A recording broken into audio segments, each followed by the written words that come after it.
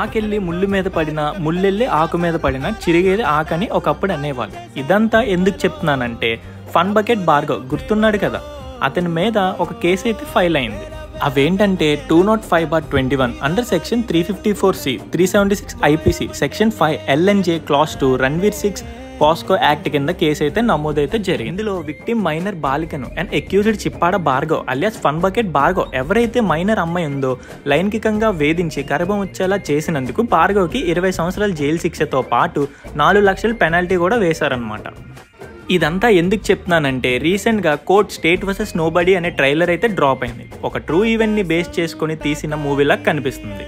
అయితే మొత్తానికి ఏదేమన్నా అప్పటికి 20 నిమిషాలు సుఖం చేసుకోవడం కోసం కోర్ట్ ఏమో 20 సంవత్సరాలు జైలు శిక్ష వేసింది. కాబట్టి ఇలాంటి తప్పులు మీరు ఎప్పుడు చేయొద్దు. Society needs this kind of film right now. Perfect time to release and realisation of people about POCSO act. కోర్టులో కలుద్దాం March 14th.